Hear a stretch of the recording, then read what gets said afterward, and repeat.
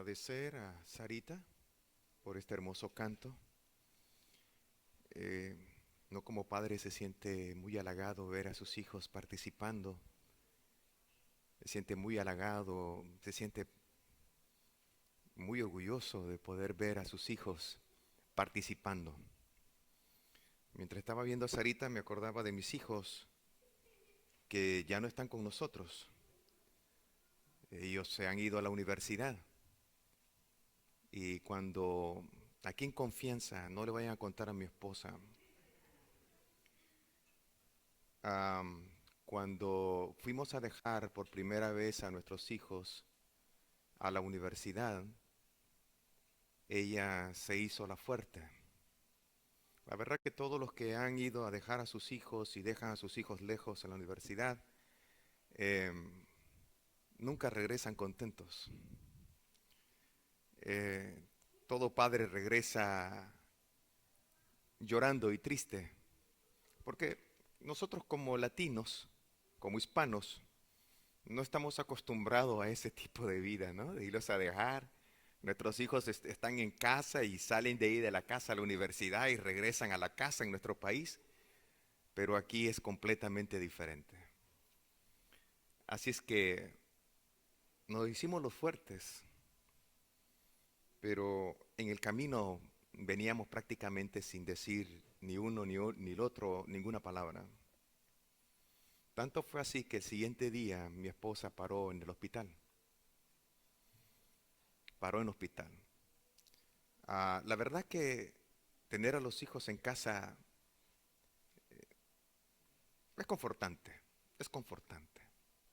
Algunas veces hemos hablado con mi esposa y decimos, hubiéramos querido que nuestros hijos nunca hubieran crecido y se hubieran quedado así como Sarita, como alguno de sus niños, no tenerlos siempre, ¿no? Y donde uno va, ellos van. Pero ya cuando ellos crecen, donde uno va, ellos ya no quieren ir. Las cosas son bien cambiantes, son bien diferentes. Por lo tanto, los padres que todavía tienen a sus hijos pequeños, dedíquenle tiempo, disfrútenlo. Déjenme decirles que si hay algo más importante en su vida, son sus hijos. No hay nadie ni nada más importante. No hay nada más importante, ni el trabajo, ni propiedades en casa. Prácticamente son nuestros hijos.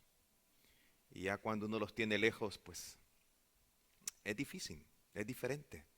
Es muy diferente, una vida diferente. Sentimos una casa vacía, un nido vacío. Tenemos el síndrome del nido vacío en la casa. Ya estamos llamándoles a todos los días, no dejamos de llamarle. A ellos no mucho les gusta que uno les llame a cada rato, ustedes saben, ¿no? Cuando son jóvenes, ya a cada rato estarlos llamando, ellos no. Pero uno de padre quiere saber si comieron, no comieron, si están bien o no están bien. Y con este problema del COVID, uno está ahí, cuídense, no bajen su mascarilla, mire, carguen alcohol gel. Y ahí está uno encima, ¿no? A ellos no mucho les gusta, pero uno como padre no va a dejar de ser padre nunca. Así es que gracias a los padres que dedican tiempo a sus hijos, a educarlos, a enseñarles este camino de salvación, no hay otro camino mejor. Como siempre decimos en las presentaciones, que muchos padres van a disfrutar a sus hijos solamente en esta vida, nunca más los van a volver a disfrutar, porque le dieron todo lo que necesitaba en esta tierra. Lo que menos le dieron fueron a Dios. Y van a disfrutar a sus hijos en esta tierra, pero no para la eternidad. Otros padres, padres sabios, que han dedicado tiempo y espacio para educar a sus hijos en el camino de la vida eterna, no solamente tendrán el privilegio de disfrutarlos aquí en la tierra, sino que también podrán disfrutarlos para toda la eternidad, porque también se salvaron. Y asegurémonos eso, hermanos. Vamos a orar para comenzar nuestro tema, nuestro corto tema que tenemos para ahora. Padre, danos tu bendición al abrir tu palabra. Oramos por aquellas familias que están pasando momentos difíciles en casa, por la pérdida de un ser querido, como el caso de la familia Melgar, como la familia Peláez y como la familia Carrera, que han estado de luto. Los colocamos a ellos en tus manos para que tú les confortes, para que tú llenes el vacío que ha quedado en sus corazones y para que tú puedas seguir sembrando el consuelo, la esperanza de ese día glorioso en el cual volveremos a encontrarnos con aquellos que perdimos en un tiempo atrás. Acompáñanos, Señor, al abrir tu palabra, danos tu bendición, en el nombre de Jesús. Amén. Quiero llevarlos a una corta parábola que encontramos en el libro de San Mateo, en el capítulo número 13. San Mateo, capítulo número 13. El capítulo 13 de San Mateo está compuesta por 7 hermosas parábolas contadas por Jesús. Estas parábolas, ustedes saben muy bien que son comparaciones. Una parábola es una comparación, donde alguien toma cierta historia o cierta experiencia para compararlo. Y esto es lo que Jesús ha hecho, el más grande educador, el más grande enseñador. Enseñaba siempre con una historia. En este caso, con comparaciones que llevan como nombre parábolas. Y en el capítulo número 13 vamos a encontrar 7 hermosas parábolas que el Señor va a contarlas para poder enseñar los secretos del reino que Él ha venido a implantar, que Él ha venido a construir. Por eso son llamadas las 7 parábolas del reino de los cielos o del reino de Dios. Esta es una de ellas y es entre ellas una de las más cortas que van a aparecer en esta parábola. Y la encontramos en el versículo número 44 de este capítulo número 13, que dice de la manera siguiente. Esta parábola solo está compuesta por un tan solo versículo únicamente. Además, el reino de los cielos es semejante a un tesoro escondido en un campo. ¿Cómo compara Jesús el reino de los cielos? Note, Jesús tomaba cosas sencillas de la naturaleza, cosas sencillas del diario vivir en los seres humanos. No eran cosas desconocidas. Todas las parábolas que el Señor contó fueron situaciones que en algunos momentos se estaban dando en el momento cuando Él la estaba contando. Y otras eran situaciones del diario vivir en la humanidad en aquel entonces. Y Él tomaba esos ejemplos y los traía para enseñar los secretos de su reino. Por eso Jesús en esta parábola está contándoles que el reino de los cielos o el reino de Dios, cuando está refiriendo al reino de los cielos, no pensemos allá arriba, al reino que está allá, porque no se está refiriendo al reino de los cielos, sino que está refiriéndose al reino de Dios en esta tierra. Todos y cada uno de nosotros sabemos bien que en esta tierra hay 2 reinos. ¿Sí o no? Estamos claros con ello, ¿no? ¿Hay 2 reinos o no hay 2 reinos? Hay 2 reinos establecidos, bien establecidos. Uno es el reino de las tinieblas, cuyo rey lo estableció el diablo. ¿Ya? Y el otro reino que ha sido establecido en la tierra es el reino de los cielos, que es llamado también el reino de Dios. ¿Quién vino a establecerlo? Vino a establecerlo Jesús, cuando Jesús vino a nacer en esta tierra, en un pesebre, como una persona pobre y que nadie se daba cuenta de que el Rey de Reyes, el rey de ese reino, estaba naciendo. En el reino de Israel estaban completamente conscientes que un nuevo rey iba a nacer e iba a establecer un nuevo reino. Eso todos los profetas del Antiguo Testamento lo vienen prediciendo. Ese reino será establecido por un rey que nacerá. Un rey que nacerá. Solamente que el problema que tenían en aquel entonces es que creían que ese rey iba a nacer en una casa real. Creían que iba a ser un hijo de los reyes, Creían que iba a ser un hombre de una familia encumbrada. Creían que era una persona con sangre real, con una descendencia real. Y claro que era descendencia real, porque Jesús era el hijo de David. Tenía descendencia real. Solamente que todos los esperaban a ese rey como un gran conquistador, como una persona adinerada, como una persona que pudiera sobreponerse, no por una vida moral, sino por una vida llena de tesoros, de riquezas y todo lo demás. Pero aquellos pocos que conocían acerca de ese nacimiento y de las profecías, ellos sabían perfectamente bien que estaba naciendo el Hijo de Dios. Por ejemplo, los reyes del oriente que vieron la estrella, y esa era la estrella, y ellos la interpretaron que un nuevo rey había nacido, y ellos fueron a darle la bienvenida a ese rey que nació. Ustedes se imaginan, estas personas estudiosas de la Escritura y anhelantes de que Dios les revelara el momento en el cual nacería ese rey. El Señor se lo reveló. Ellos siguieron la estrella y llegaron hasta donde se encontraba el niño envuelto en pañales, reposando en un pesebre. Todos y cada uno de nosotros sabemos que es un pesebre, ¿verdad?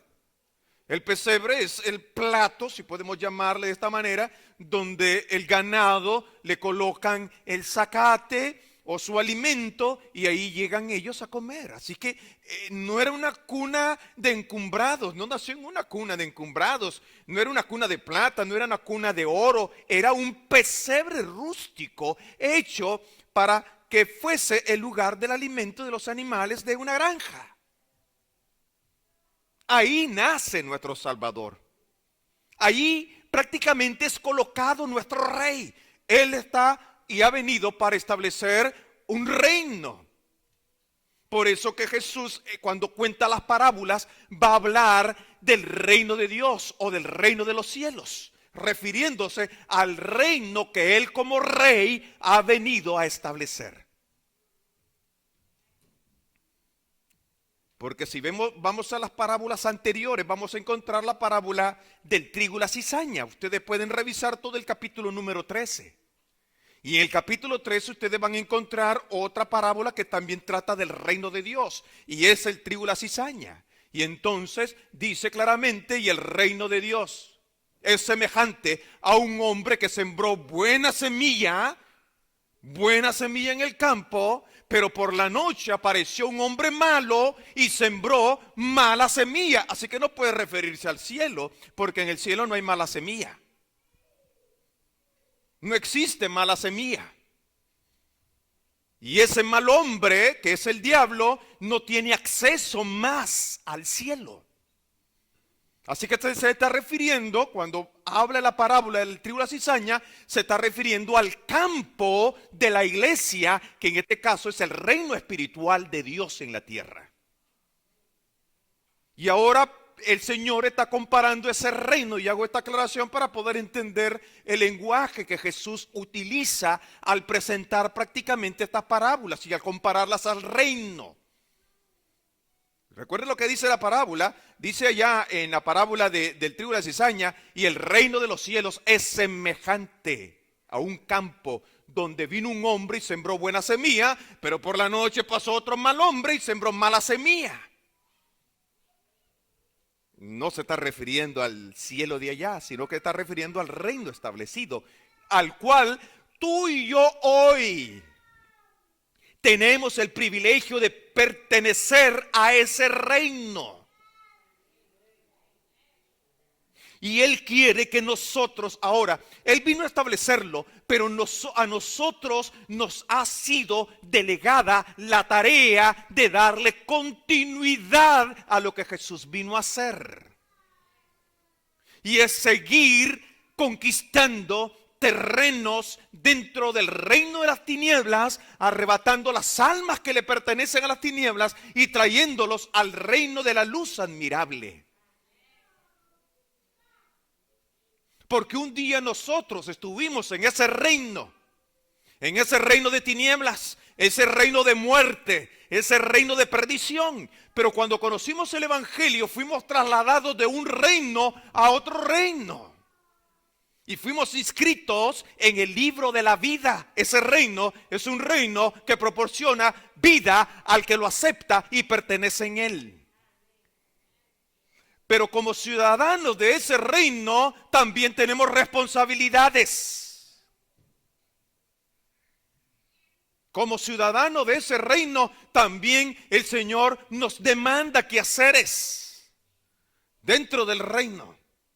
Y es ahí donde cada uno de nosotros debemos de estar ocupados en el servicio dentro de ese reino. Porque si tú no estás ocupado en el servicio de ese reino, otro vendrá y ocupará tu lugar. Y eso tú no lo puedes permitir. O alguien quiere cederle su lugar a otro. Pero eso es lo que va a venir pasando en un futuro. Sin embargo, en esta parábola nos habla de un hombre que mientras trabajaba la tierra, el Señor dice, además el reino de los cielos es semejante a un tesoro escondido, a un tesoro escondido. ¿Alguien ha encontrado algo de valor en algún momento de su vida? Quiero ver la mano. ¿Alguien ha encontrado algo bueno de valor? Un anillo de oro. Aquí está hermano Jerry. Hermano Jerry, ¿qué fue lo que encontró?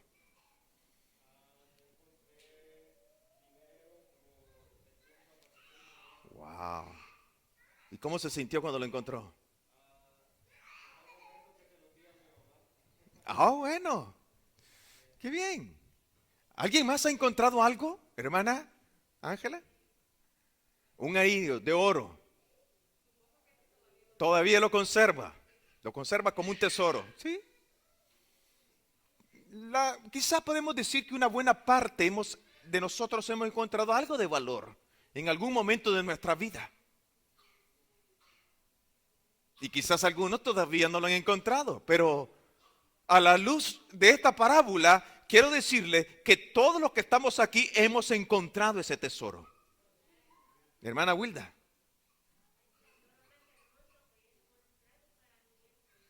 Cristo Jesús, la piedra de gran precio, ¿no? La perla de gran precio, una perla incomparable. Esa es la siguiente parábola que va a mencionar prácticamente el capítulo 13 del libro de San Mateo.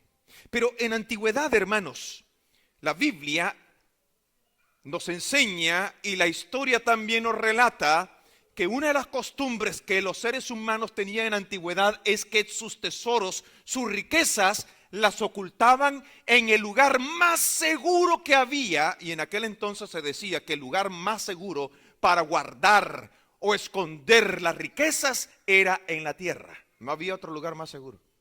No existía. No existía en aquel entonces. Así que el lugar más seguro para esconder el oro, la plata, las joyas, las perlas, esos diamantes y cualquier otro objeto precioso era ocultándolo bajo tierra, donde nadie supiese dónde se encontraba, sino únicamente aquel que lo había escondido. ¿Por qué razón guardaban y escondían sus tesoros? Habían varias razones. Número uno era que ladrones acechaban frecuentemente los hogares. Y cuando encontraban el tesoro, con facilidad lo robaban y entonces las personas se quedaban sin riquezas. Otras veces venían ejércitos, mataban a todos los que estaban allí, dejaban vivos a las mujeres y a los niños y entonces saqueaban y robaban todo, se llevaban todos los tesoros de las casas, eran grandes saqueadores. Y por muchas otras razones ellos mejor decidían enterrarlo. Así que cuando Jesús está contándole esta parábola a las personas que le están escuchando, no era algo raro que alguien escondiera su tesoro. Todos los que estaban escuchándole allí, muy probablemente, más de alguno de ellos, muy probablemente tenía algún tesoro escondido. Porque esto era la costumbre, no existían bancos, no existían cajas de crédito. No existía ni cajas fuertes, no existía ninguna forma de mantener segura aquellas cosas preciosas que las familias tenían, y el lugar más seguro era la tierra. Así es que ocultaban su tesoro. Pero mucha gente perdía los tesoros. Número uno, porque a algunos se les olvidaba dónde lo habían enterrado y no volvían a encontrarlo más. Los perdían completamente. Otros eran muertos en la guerra, y entonces, como era el único que sabía dónde se encontraba, tesoro perdido. Otros eran desterrados de su nación y eran enviados afuera de su nación, allá morían o eran encarcelados, y los tesoros también se perdían. Así que habían muchos tesoros en la tierra que no tenían dueño. Uno, porque estaban presos. Dos, porque lo olvidaron y nadie sabía dónde estaba, lo dio por perdido. Tres, moría y todo eso quedaba perdido. Así es que este hombre alquila un terreno para trabajarlo.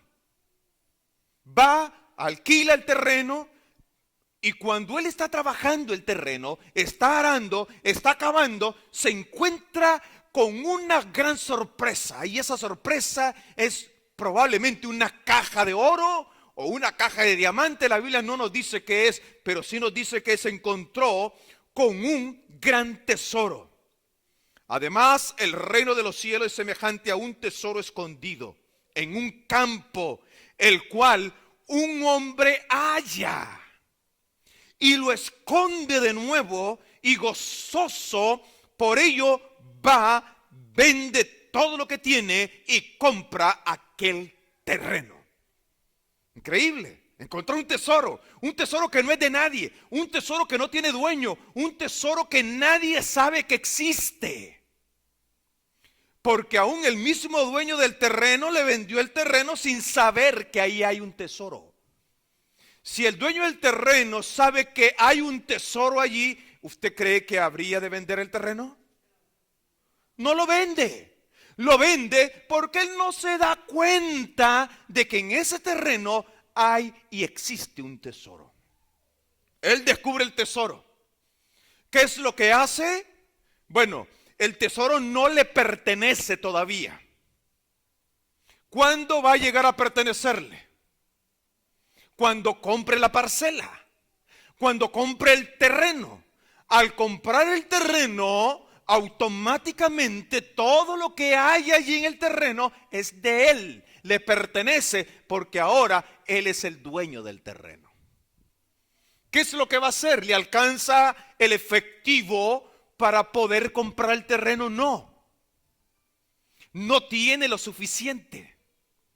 Por eso la Biblia dice que va gozosamente, sabiendo lo que ha encontrado, va y vende todo lo que tiene. Vende su iPad, vende su computadora, aunque en aquel tiempo no existían, pero estamos tratando de contextualizarlo, ¿no? Vende su carro, vende su casa, y todavía al hacer cuenta nota que todavía no le alcanza y le hace falta algo. Así es que busca lo que tiene, va y lo vende, y vende todo, se deshace de toda su pertenencia, porque sabe que ha encontrado un gran tesoro, y no importa lo que tenga que pagar, el tesoro valdrá mucho más de lo que él pague.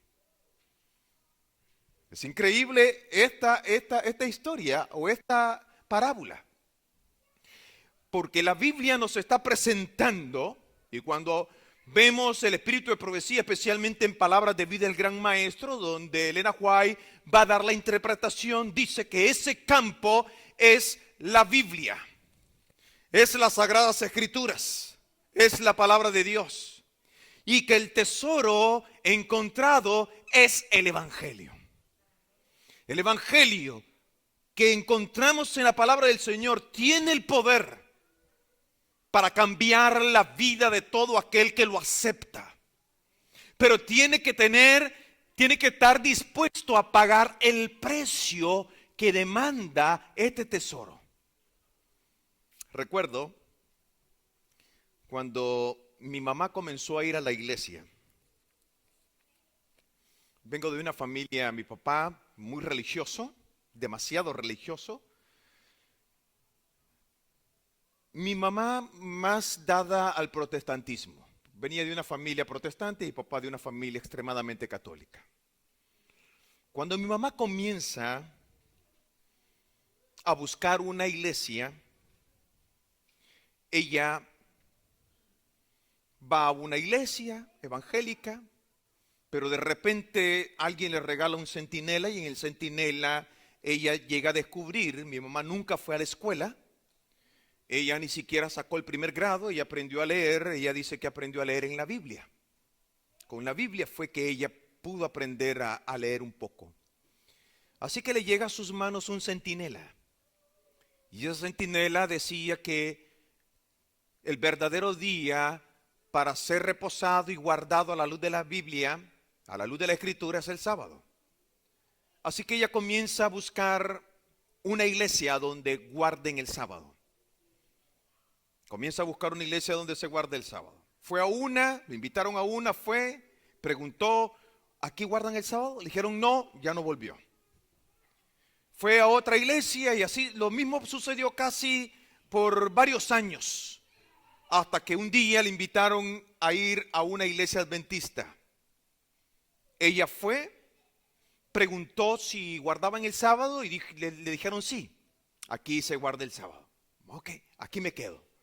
Y ahí que se quedó y comenzó a llevarnos a la iglesia. En ese entonces yo tenía alrededor de 8 años de edad. Comenzó a llevarnos.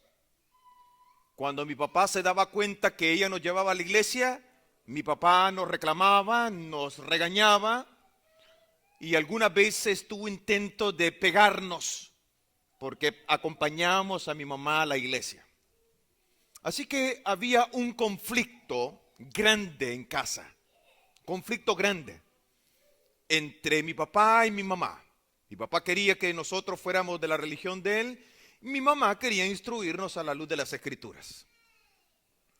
Así es que un día mi mamá le dijo a mi papá, mira Pedro, el nombre de mi papá es Pedro, el nombre de mi mamá es Marta, Marta y Pedro, imagínense. Mira Pedro, le dijo mi mamá, si tú me sigues impidiendo seguir al Señor, quiero advertirte algo. Se lo dijo delante de nosotros. Yo era el mayor de la casa, éramos 4 hermanos. Yo era el que tenía como alrededor casi los 8 años, los demás pues nos llevábamos año y medio cada uno. Ya estábamos más pequeños, pero yo era el mayor de la casa. Así que yo entendía muy bien lo que ellos dialogaban. Mira Pedro, si tú me sigues obstaculizando mi camino para seguir al Señor, quiero decirte que te voy a abandonar. Te voy a dejar. Porque la Biblia dice que el que no dejare padre, madre, esposo o esposa, hijo o hija por amor a mí, no es digno de mí. Y tú me estás obstaculizando. Yo creí que nunca iba a llegar ese momento. Le soy sincero, nunca. Así es que las cosas se empeoraron en la casa. Mi papá le daba mucho problema a mi mamá por la religión.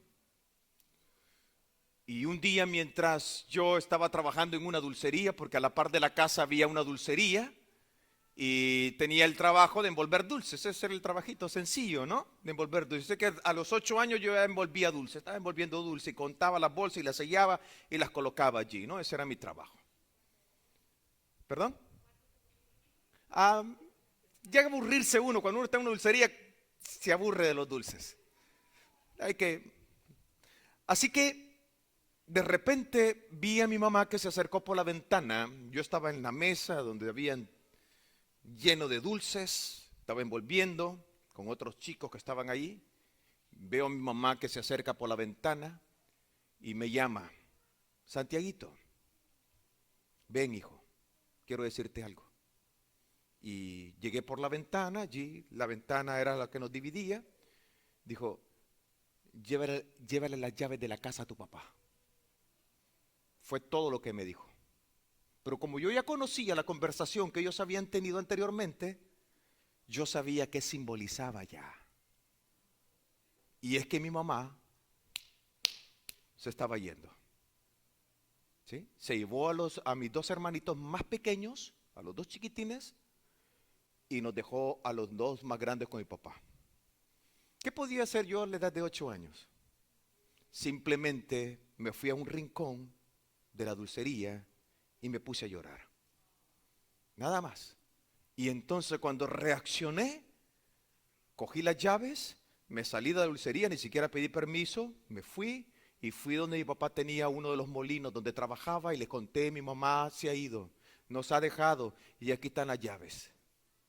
¿Te dijo para dónde iba? No, solo me dejó las llaves. Quédate aquí tú cuidando mientras yo voy a buscarla. Y cogió su bicicleta, fue a buscarla, no la encontró. Cuando una persona, les cuento esto porque yo lo vi en mi mamá y posteriormente pude verlo también en mi papá. Cuando alguien descubre el tesoro, el mayor tesoro de la vida, no existe otro tesoro sobre la faz de la tierra, mis queridos hermanos. No hay. No hay. De hecho, desnudo venimos, dijo Job, y desnudo también moriré. ¿Qué es lo que yo vine sin nada y cuando muero, muero sin nada?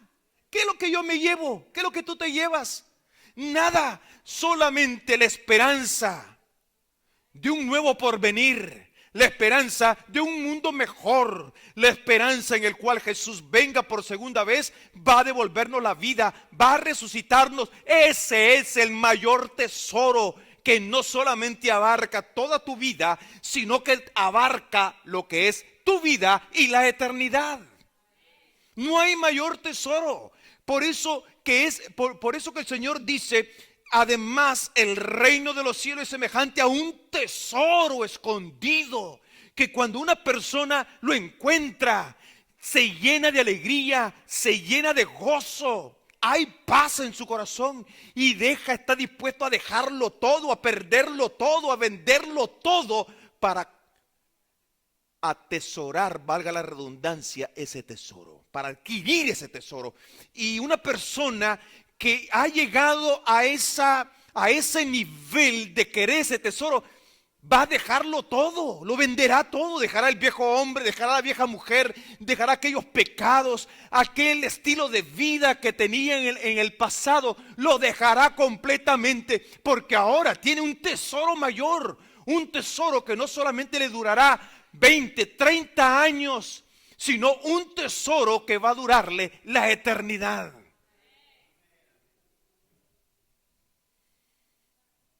Esto hizo este hombre.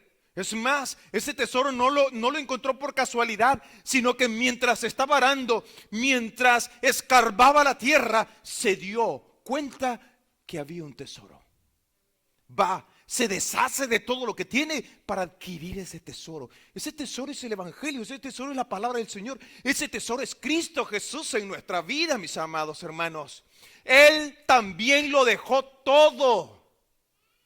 Lo dejó todo, dejó el cielo, dejó su reino, dejó a un lado todo en el cielo para venir a la tierra, para poder de esta manera rescatarte a ti y rescatarme a mí. Si Él estuvo dispuesto a dejarlo todo, nosotros también tenemos que estar dispuestos a dejarlo todo por amor al Señor.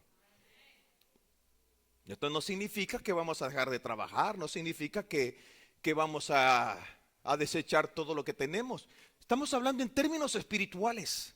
Aún si hay algo que está entorpeciendo mi vida espiritual, que cada uno de nosotros puede ser diferente, lo que a mí me impide puede ser diferente a usted, puede ser algo diferente. El Señor te dice, vende eso porque eso no te dejará entrar al reino de los cielos.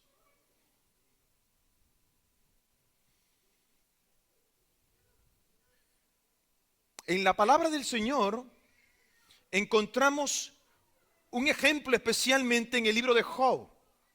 Si ustedes me acompañan a Job en el capítulo 28, versículo número 12 al versículo 19, mire lo que dice Job. Mire cómo lo compara. Capítulo 28 del libro de Job, versículo 12 al 19. Pero, ¿dónde se halla la sabiduría? Se la pregunta. Hay una pregunta aquí, ¿dónde? Como que te pregunten a ti, mira, tú hablas de sabiduría, pero ¿dónde la encuentro? ¿Dónde la hallo? ¿En qué lugar está la inteligencia? ¿Dónde está la sabiduría y dónde está la inteligencia? Nadie sabe lo que vale, pues no se halla en este mundo. El mar profundo dice, aquí no está. El océano asegura, yo no lo tengo. La sabiduría no se compra con oro, ni su precio puede pagarse con plata. No se compra con oro de Ofir, ni con el precioso ónice, ni con el zafiro. Ni los diamantes, ni el oro se le comparan. Si se da a cambio de finas alhajas de oro, no se le comparan al coral y a las perlas. La sabiduría es más valiosa que las piedras preciosas. Ni el topacio de Etiopía, ni el oro más fino son de tanto valor como ellas. ¿Dónde encontramos esa sabiduría? ¿Dónde encontramos esa inteligencia? En el único lugar, hermanos, y es la palabra de Dios. Es aquí, no hay otro lugar, no existe otro lugar. Por eso es que no podemos dejar de leerla. Por eso es que no podemos darnos el lujo de no estudiarla, de no escarbar en este campo maravilloso donde hay tesoros de manera incalculables. Me gusta mucho lo que el libro Consejos para los Maestros dice. Déjeme leerle un párrafo. Consejos para los Maestros, escrito por Elena White, en la página 429. Escuche por favor, muy hermoso. Dice, hemos de considerar la Biblia como la revelación de Dios. Hemos de considerar la Biblia como la revelación que Dios nos hace de cosas eternas, cuyo conocimiento nos resulta de mayor importancia. El mundo la arroja a un lado, como si hubiese terminado su examen. Pero escuchen lo siguiente, pero 1000 años de estudio no agotarían el tesoro escondido que contiene. 1000 años de estudio, 24 horas al día, por 1000 años de estudio, es imposible descubrir todo el tesoro que hay oculto en la palabra de Dios. Vuelvo a leer esa partecita, muy importante. Pero 1000 años de estudio no agotarían el tesoro escondido que contiene. Escuchen esta otra parte. Solo la eternidad, escucha bien, la eternidad. ¿Cuándo? La eternidad, diga conmigo la eternidad. Solo la eternidad revelará la sabiduría de este libro. Solo, ahorita estamos más ocupados en las cosas de la tierra, más ocupados en el trabajo, más ocupados en acumular. El hombre está más ocupado en todo menos en descubrir la eternidad. Pero la eternidad, solo la eternidad revelará la sabiduría de este libro. ¿Por qué? Porque es la sabiduría de una mente infinita. ¿Qué encontramos aquí?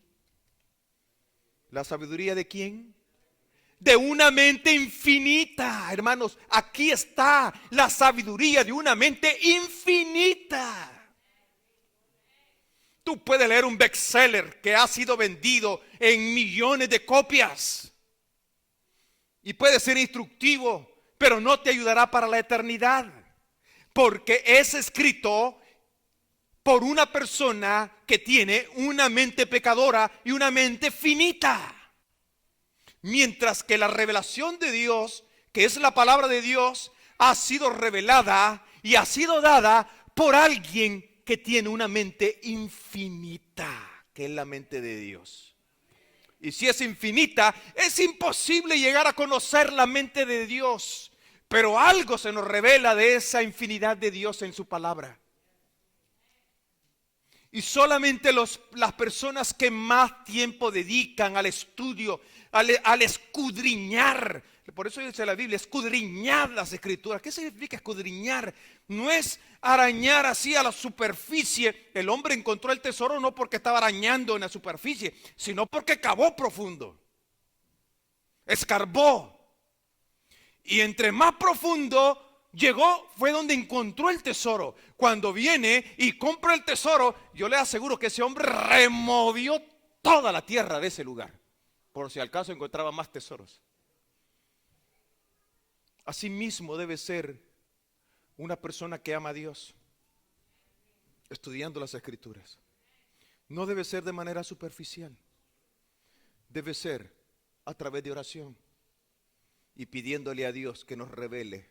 Habían los predicadores, termino con esto, los predicadores más grandes de la historia, en el siglo XVIII, siglo XVII, siglo XVIII, uno de ellos llamado Maclaren, se dice que estudiaba las escrituras de rodillas. O sea, la posición que él usaba para estudiar las escrituras era de rodillas. De rodillas, lo hacía de rodillas. Muchos lo hicieron así. Y por cada frase que ellos leían, le decían al Señor, revélame el mensaje. ¿Cuál es tu mensaje? ¿Qué quieres decirme? Y no pasaban de ahí hasta haber sentido la revelación de Dios. Y eran grandes predicadores, grandes. Personas que podían predicar a una multitud de 300,000 personas bajo la lluvia y nadie se le movía, porque había poder. Tenemos que buscar una forma. Dios nos llama a que podamos descubrir lo que aquí no hay nada oculto, hermanos. En realidad esta es la revelación de Dios. Simplemente es porque no tenemos el hábito de leerla, pero debemos de leerla. Déjeme terminar con un poema. Yo no recito, yo les voy a leer el poema. El poema ustedes pueden encontrarla en un libro escrito por la iglesia que se llama Las hermosas enseñanzas de la Biblia. ¿Cuántos tienen este libro? ¿Quiero ver las manos? Ok.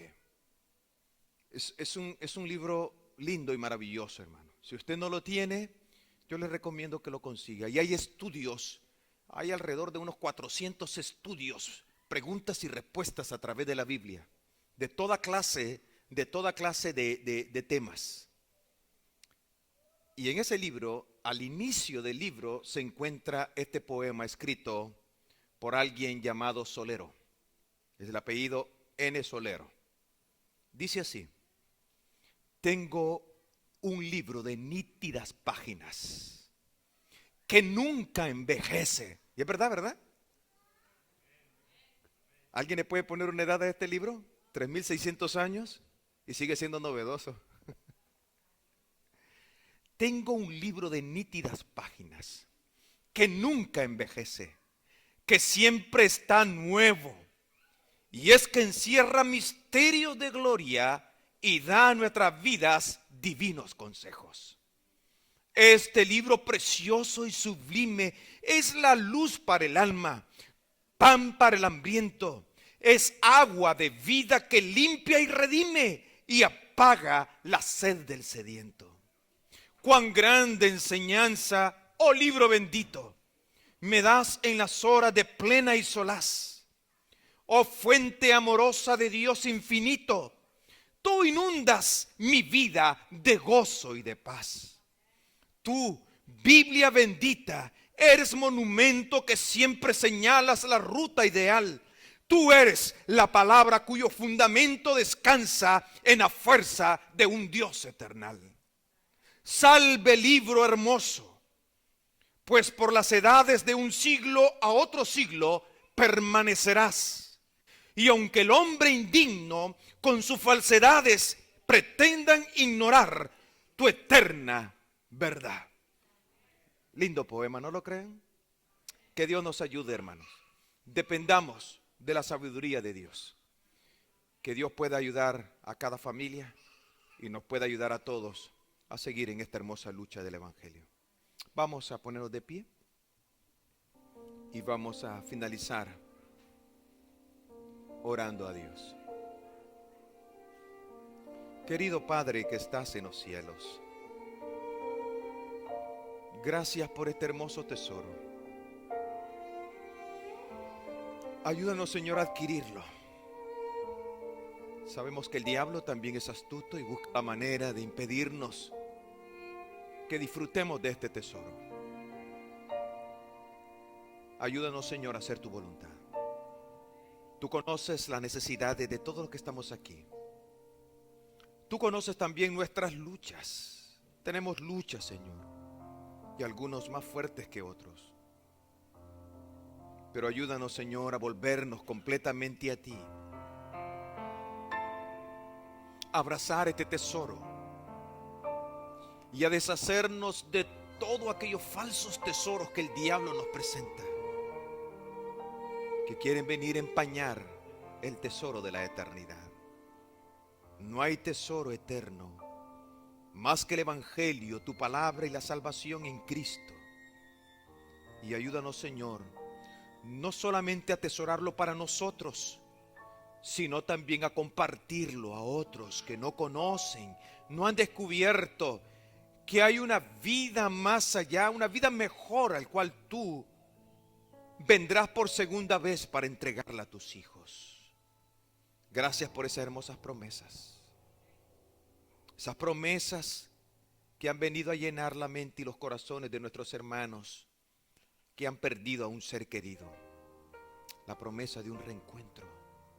La promesa de verles de nuevo para vivir juntos para la eternidad. Señor, ese es el tesoro. Nosotros lo comprendemos y ayúdanos, Señor, a deshacernos de todo pecado, de todo mal, del viejo hombre, de la vieja mujer, de tal manera, Señor,